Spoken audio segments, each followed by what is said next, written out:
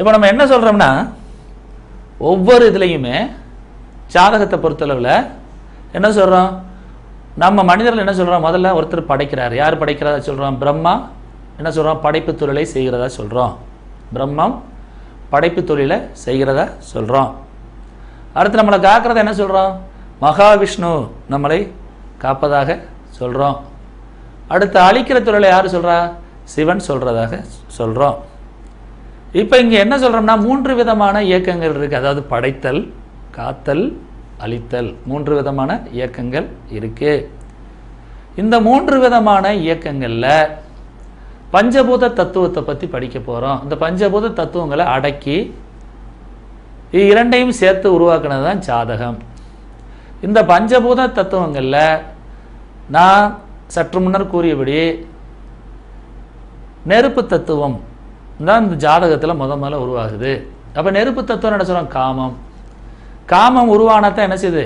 காமம் தான் அடுத்த ஒரு உயிர் உருவாகிறதுக்கு முதல்ல என்ன சொல்கிறோம்? காமம் கண்டிப்பாக உருவாகுது. அதான் நெருப்பு தத்துவம். அடுத்து என்ன சொல்கிறோம்? நிலத்தத்துவம். மூன்றாவது என்ன சொல்கிறோம்? காற்று தத்துவம். நான்காவது நீர் தத்துவம். இந்த 4 தத்துவங்களை மட்டும்தான் நம்மளால் உணர முடியுது, நம்மளால் அறிய முடியும். 5வது தத்துவமாகிய ஆகாய தத்துவத்தை பற்றி நம்ம இன்னும் முழுமையாக அறியலை. அது நம்மளுடைய முன்னோர்கள் தன்னுடைய தீர்க்க தரிசனம் மூலமாக இந்தந்த கிரகங்கள் தான் அந்த மனிதனுடைய வாழ்க்கையில் நிறைய தாக்கத்தை ஏற்படுத்துங்கிறத கண்டுபிடிச்சி சொல்லிட்டு போயிருக்காங்க. அப்போ நம்ம படிக்கிறது 4 தத்துவங்களை மட்டும்தான் படிக்கிறோம். 4 தத்துவங்கள் என்னன்னா 3 இயக்கங்கள் சொல்லியிருக்கேன் ஏற்கனவே. அது நீங்கள் எல்லா மதத்தினரும் நம்மள்கிட்ட படிக்க வர்றீங்க. முஸ்லீம் படிக்க வர்றாங்க, கிறிஸ்துவ மக்கள் படிக்க வர்றாங்க, சைனா மக்கள் படிக்க வர்றாங்க.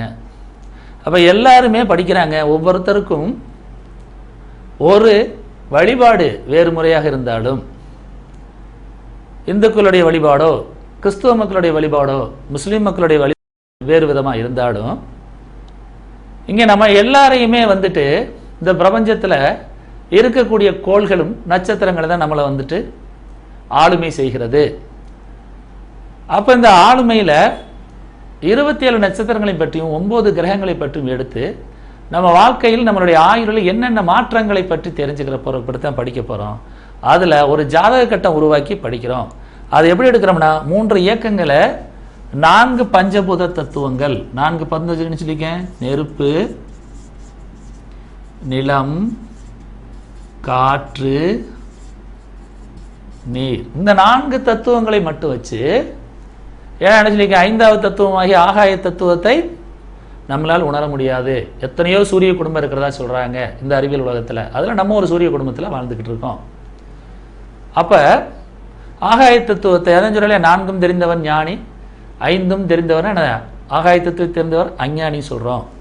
அப்போ அந்த 4 தத்துவத்தை என்ன செய்கிறோம்னா உள்ளடக்கித்தான் என்ன செய்கிறோம்னா 12 ராசி கட்டங்களாக பிரிக்கிறோம். 12 ராசி கட்டங்களாக பிரிச்சிருக்கோம்.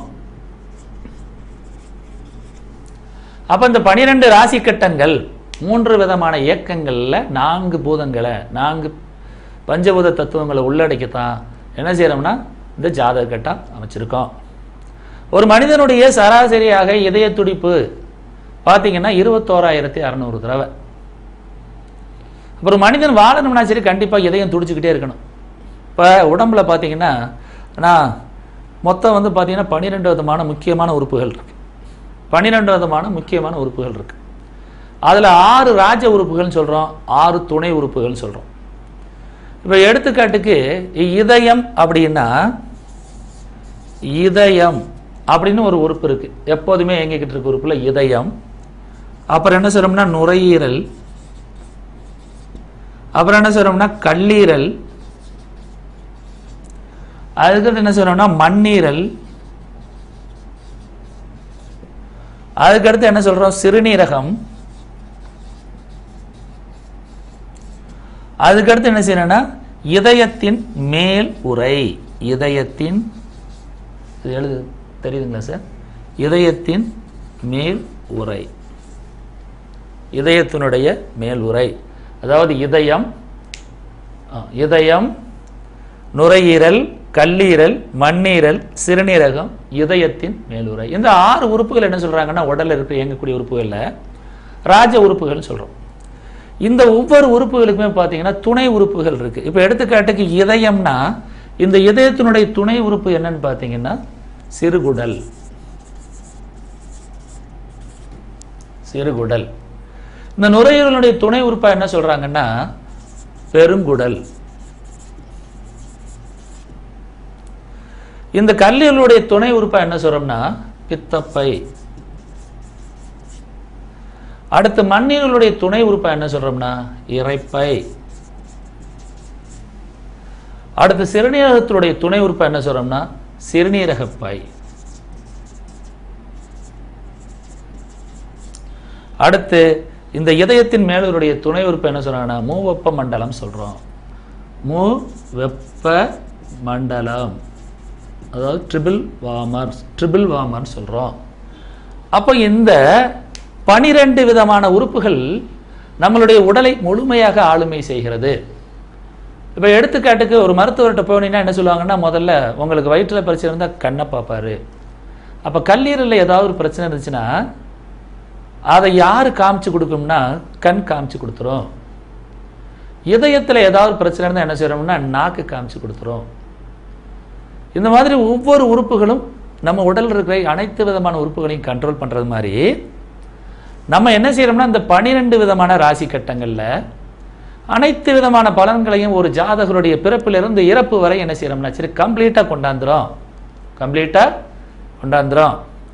அப்ப ஜாதகத்தை பொறுத்தளவுல இந்த 3 விதமான இயக்கங்கள் அதுக்கு ஒரு பேர் வச்சிருக்காங்க. அந்த பேருக்கு என்ன சொல்றோம்னா சரம், ஸ்திரம், உபயம்.